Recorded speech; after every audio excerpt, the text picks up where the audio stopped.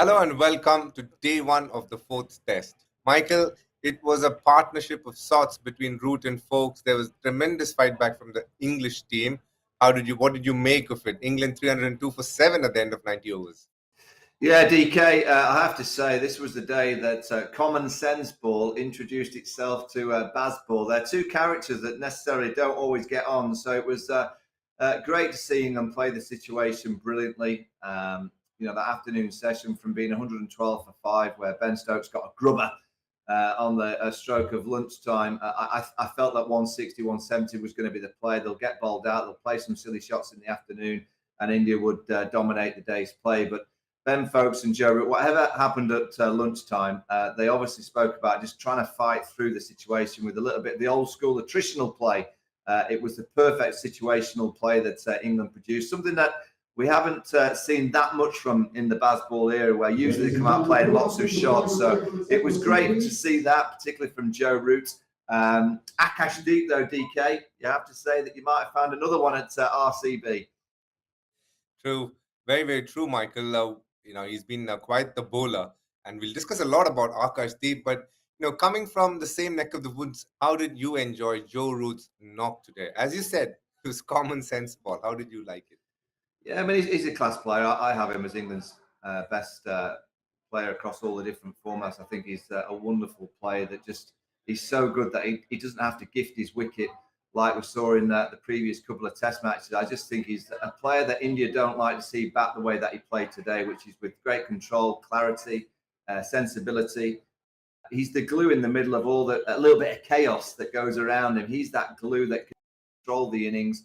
I've heard many people say, "Oh, he's silenced his critics." I don't think people have criticised Joe Root. They've criticised the method of some of his dismissals. That he doesn't need to be playing the ultra risky shot. Let that happen to the rest of the team. And to see him back playing the way that he was today, and to be that glue for the England side at number 4, like we've seen him produce innings very similar, particularly in India over the course of many years. That is the style of play that was required today.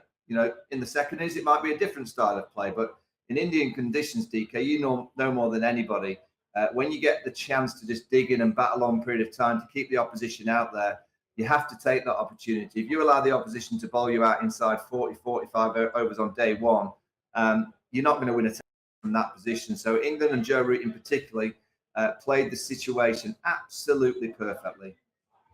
Very true. I quite enjoy how determined Joe Root was. I saw him at breakfast today, Michael, and you got the feeling that there was a steely resolve under whatever he was doing. I just said to him, "Nice watch," and just looked at me and went, "Yeah, nice watch, but I got better things to do today." Kind of gave you a feeling like he was up for business, and just the way he walked into the ground. 47 for 2. They lost 2 wickets. From 47 for no loss, it became 47-2. I think England are used to much lesser scores, when Joe Root was captain, but they're off to another flyer, as we all know. But just the way he came and stitched together that partnership with Bairstow. But what I enjoyed also, being a wicket keeper myself, I have a soft corner for Ben Folks. I know he doesn't find a place always in the 11, but what a partnership this has been with Root that he stitched together today, and the previous one in the last test match as well when they did well. So he's a man who is willing to fight, isn't it? Yeah, and he's also willing to play his own way, which is very valuable for the team. I just think within a batting lineup, you need different kind of styles of play. You can have aggressors at the top of the order. You can have your aggressors in Johnny Bairstow. But in Joe Root and Ben Folks, and at times Ben Stokes, I see 3 players that can play the situation really well and almost soak up the pressure with a little bit of the old school method. And I think for this England side to be very successful over a period of time against the better teams and in different conditions, as we said last week, they can't just play one way. If you just play one way, you're going to get found out. Well, today, that's what I said at the start. Common sense ball met baseball, which is the perfect combination. I think it probably spooked India in the middle session because they were probably expecting England to make mistakes. And Rohit Sharma didn't really go on the aggressive attack with fielders around the bat. He was just expecting the sweeps to come out, the reverse sweep. Well, they saw that England and just went, okay, we'll just knock you around, knock you for 1s and 2s. 86 runs came, but 2.3 runs and over in the middle session off 36.5. That's unheard of in the Ball era. There's no Jasprit Bumrah to play against. And when you played against a bowler, and I'll go back to 2005 in the second test at Edgbaston, Glenn McGrath, he walked up, well, he got carried off the pitch, he tripped over a ball. All of a sudden, all my team and the England side, they started to get a little bit tall. You could see the confidence kind of grew because Glenn McGrath wasn't going to be bowling. And I just wonder whether the fact that Jasprit wasn't playing today just gave Joe Root a little bit more of a confidence going into the game. But you're absolutely right to pinpoint Ben Foakes. He's done it consistently now. Whenever he's played for England, he's always been involved in partnerships like we saw today. He's becoming a player that you can depend upon when the situation requires someone to dig in and fight through a partnership, which is exactly what that pair did today. Ben, Michael, you're a very cheeky man. You've brought me back memories exactly of something like that. If in Ashes it was Glenn McGrath, I'll never forget in the 2007 tour to England when you were the captain. Just before the series, all the players, the one bowler they were worried about was Freddie Flintoff. And, you could see that, that was one bowler that they knew would cause trouble because he had this ball coming in, he bowled it at pace and whatnot. And just before the series, he had an injury and he backed off. The moment he backed off, the kind of feeling that resonated within the team was like, wow, now here we have an opportunity, slightly different bowling attack. It was Anderson, Tremlett, and side bottom, but without the Flintoff. And you were the captain that series. We ended up winning that series, but the fact that Freddie Flintoff wasn't there was a huge miss. And I can completely agree with you and say that if Bumrah had played, things would have been different. It's a psychological thing more than anything else. Probably Root would have still got his 100. But the fact is that when Bumrah wasn't there, as soon as he went in, he didn't have to deal with Bumrah. He had to deal with probably an Akash Deep. Yes, he was bowling well. Yes, he was in the middle of a good spell, but Bumrah is different. Akash Deep is different. And I completely get what you're saying. As a batter, it makes a massive difference. But speaking about Akash Deep here, what did you like about him in that first spell before I speak a lot about that boy today? Oh, loads of energy, whack the pitch hard. Obviously, there's a little bit there for the seamers, particularly with the new ball in the morning session. There was a bit of uneven bounce. But when you think on debut and you look at what India kind of unearthed in the last couple of weeks is Sarfraz Khan, Jaral, and now Akash Deep, that kind of depth of Indian test match players is growing. And, he ran in hard.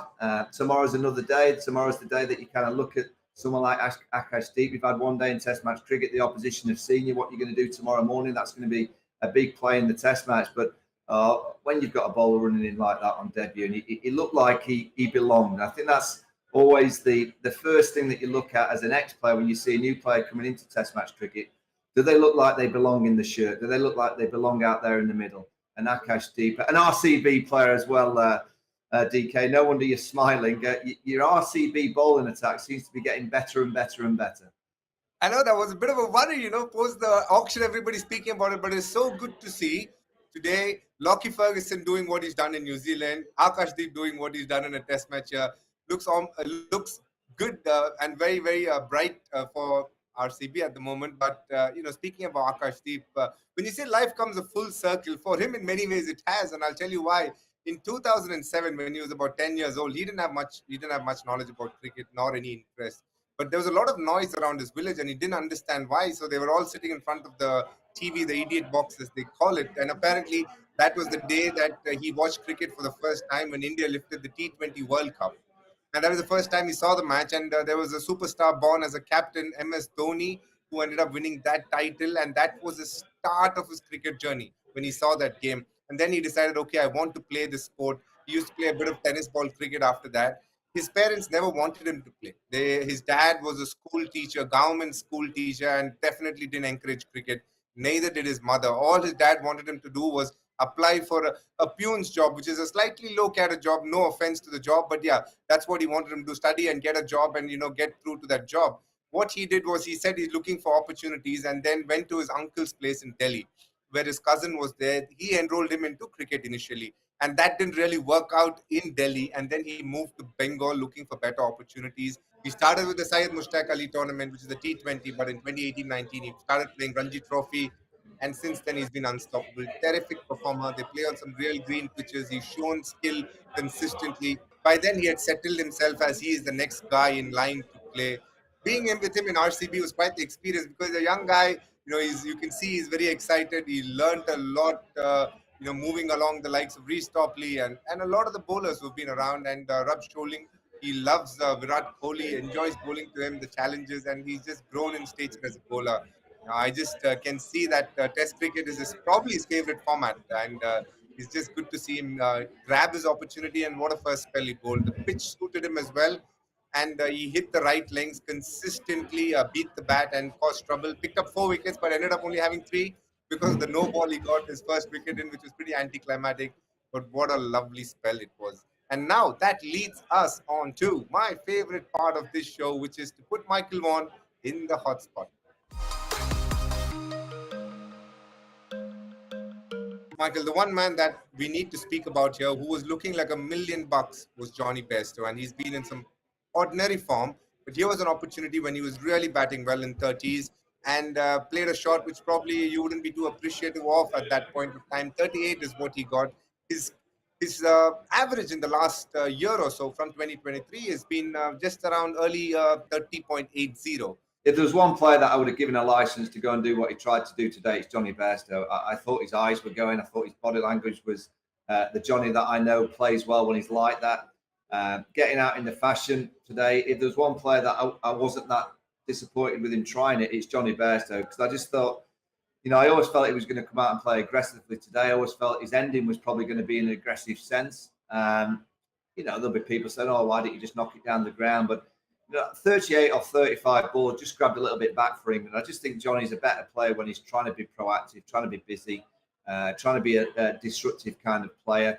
Joe Root, in my opinion, is a different style of player to John. That's why I guess the criticism that Joe's had over the last few weeks is because of that.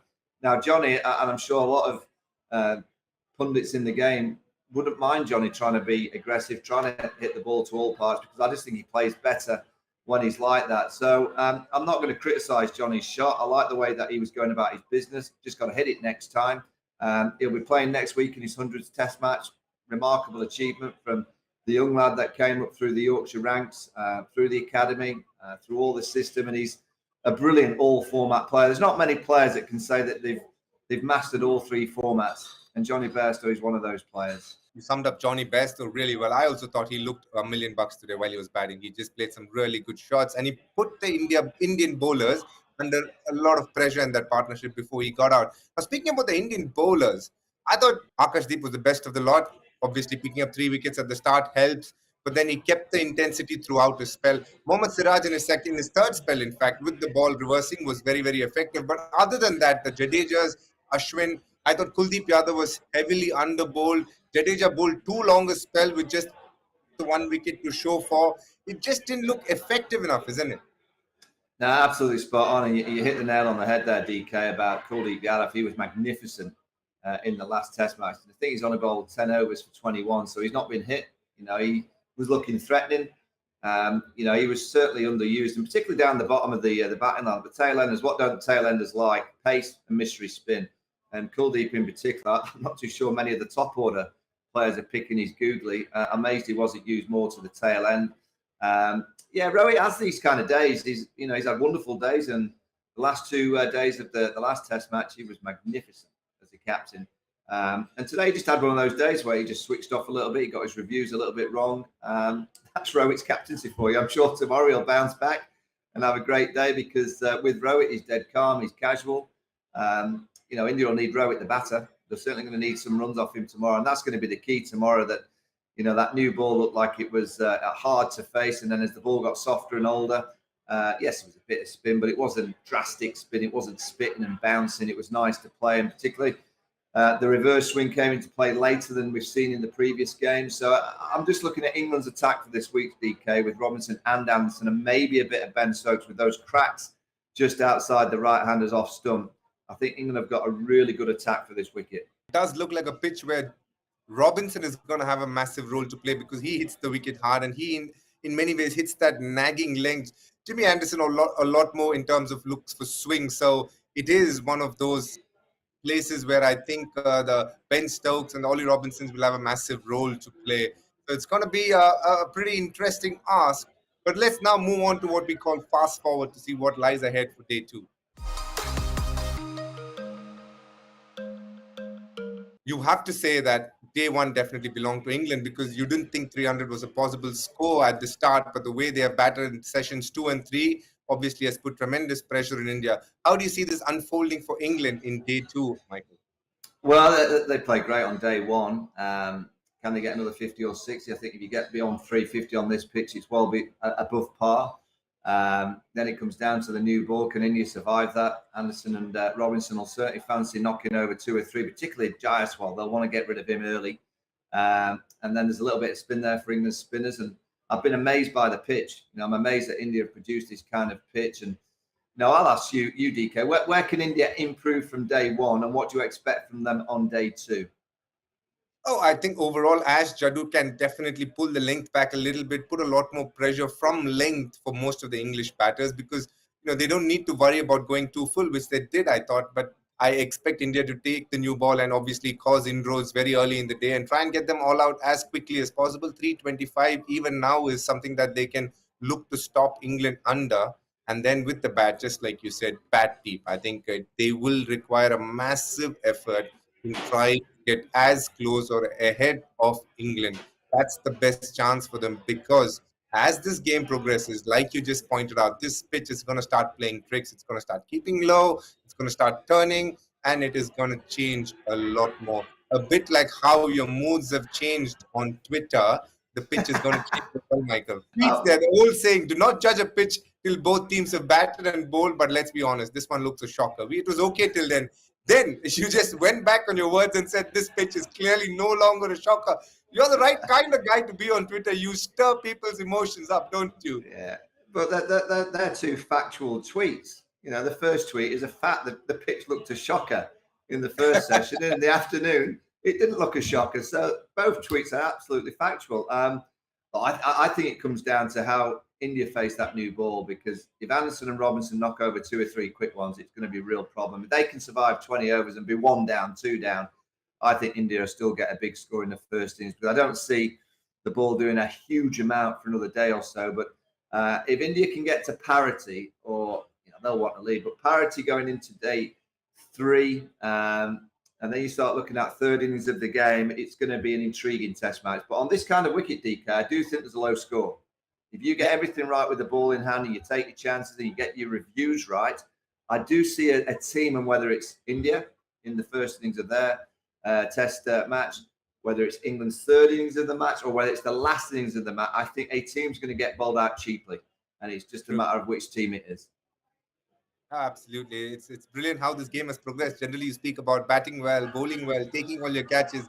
Now you add another dimension to it. Take your reviews very, very judiciously. And that's perfectly put by Michael Vaughan. And it's going to be an intriguing test. The new ball is going to have a massive role to play. Let's just hope, just like Michael's tweets, the pitch is a shocker till England bat. And then after that, it just gets really good for India to bat on. I'm sure that's what all the Indian fans are hoping. So on that note, we'll say thank you to you, to all viewers for today, and we'll come back with day 2, which promises to be really, really exciting. Take care, Michael. Looks like you're on a fun event, fun tonight, and we shall catch up tomorrow.